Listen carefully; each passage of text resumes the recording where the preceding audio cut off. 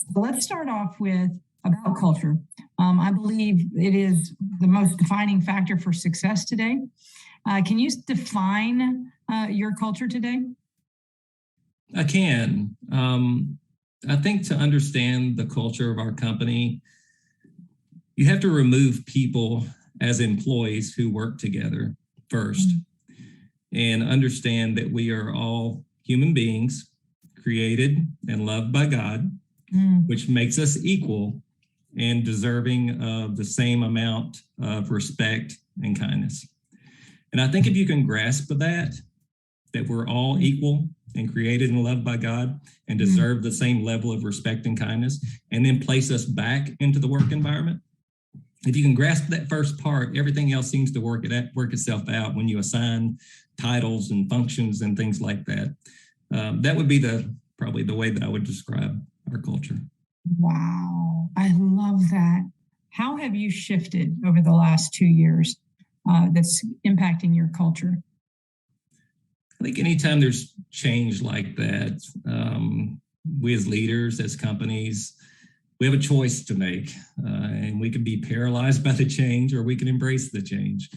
And we were forced, all industries that were subject to the work from home or the COVID restrictions had to embrace the change. And our people are so important to us, not necessarily on a work level, like I spoke before, but on a personal level.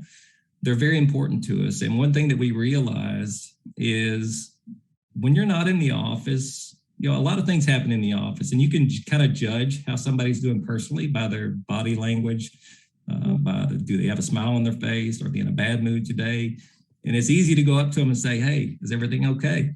If you need to talk, you want to come in and share with me. And when you don't see them anymore, you don't get that benefit of seeing that body language and knowing how they're doing. So we've had to be extremely intentional to preserve that personal relationship. We can judge work. We can tell who's productive and who's not productive. We have the technology to do that.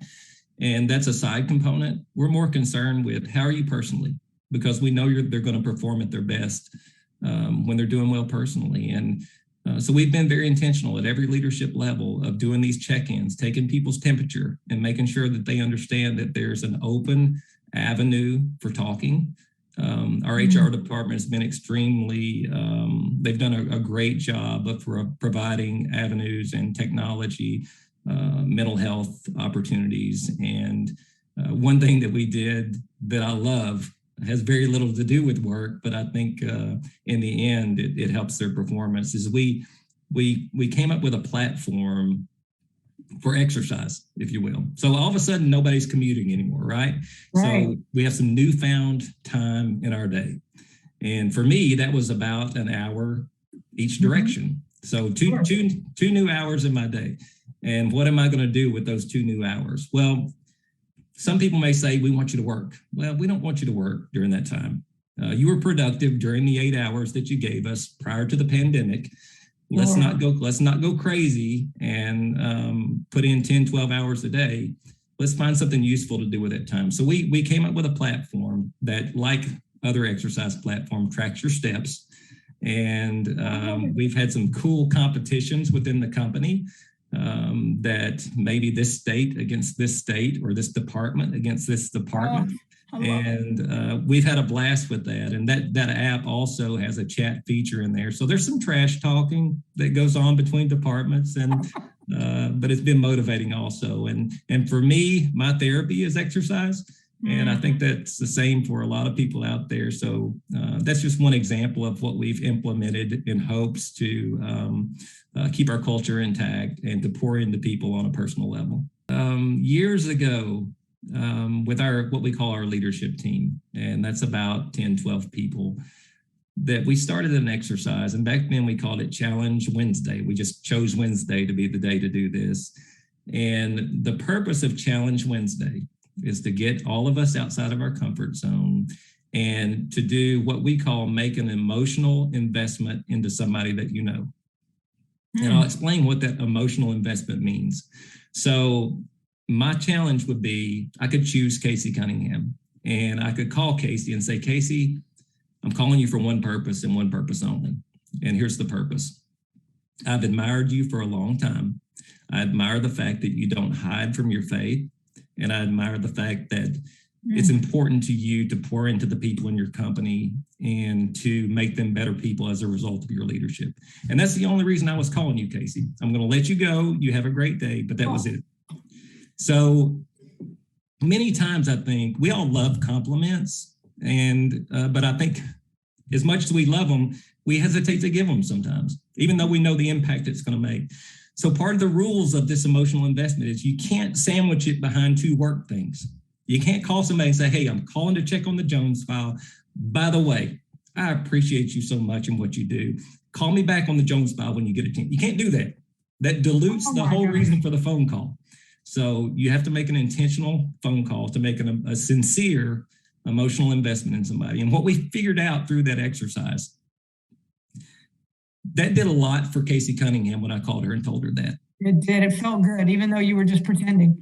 But it did more for me. That I took the time to do that. And I realized that I had an impact on Casey's day. And I didn't have to do that, but it makes me feel better that I did something useful today that made somebody else's day better. So we started that years ago. We don't call it Challenge Wednesday anymore because it almost seemed forced when we were doing it at a time or a day during the week. I think that people understood the impact that it had, and hopefully it's become a part of just what they do now. I'm loving how you've applied it at work, where you're not sandwiching it in between work. Yeah. What a brilliance to really connect your leaders and your employees together to say, hey, I'm valued and appreciated and recognized. Yes. I mean, who wouldn't want to work there? I have learned as much from bad leaders as good leaders. Yes. What I didn't want to be and what I wanted to be. Absolutely. And so let me ask you, what's the one thing that you've learned as a leader, whether it was from someone else or your own personal failings, that has helped you get where you are today? That one lesson. Gosh, I'm having to exercise it right now. And that is the environment that we're in the industry right now. From most people's viewpoint, it's not good. You know, we're coming off of 2 record years, and we go into the highest inflation that we've seen in 40 years, the highest interest rates that some people have seen in their career, the lowest inventory in housing that we've seen in quite some time. Right. So on the surface, things don't look good. And when fear hits, I think you find out where your leadership is. And I was in the military earlier in my life and had the privilege of serving our country in Desert Storm. And I remember when I was on that helicopter, me and my platoon, and I was a young guy, I was a private, I was at the lowest level. And we were on the helicopter when the war actually started, and they were taking us over to drop us off. And I was scared to death. And I was looking around the helicopter at my cohorts, my peers, and everybody was scared. And that didn't make me feel good. But I was sitting next to my platoon sergeant, Sergeant Moore. Love this man. And I turned and I looked at Sergeant Moore, and he had a smile on his face. And he looked at me and he said, "It's game time." And just to see my leader wasn't afraid, that calmed me. And I think it's important that in times like this is our Super Bowl as leaders right now. This is when we shine. And sometimes I tell our leadership team, and I know they don't like it, but they also know that I'm being a tad bit sarcastic. I tell them when things are great, in 2020 or the last part of 2020 and 2021, when volume is abundant, everybody's making more money than they've ever made. I tell our leadership team, because I have a great relationship with them, we don't need you right now. We don't need you. Now, that's not true. We always need leaders. Sure. But their time to shine is right now. This is when people are looking for leadership.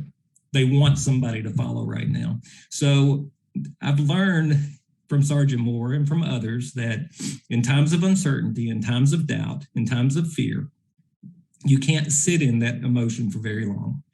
You have to take action quickly. And as a result, your people are expecting that of you. And so that took a while. Now I still have situations where there's uncertainty and there's fear and there's doubt, but I have to get back past that quickly and remember that God's put me where I am for a reason. And I have to honor that calling and get out of the spirit of fear, because from at least my beliefs, that doesn't come from God. And so I have to get past that and lead like he wants me to lead.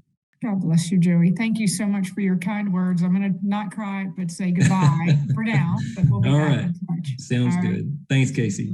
Thank you.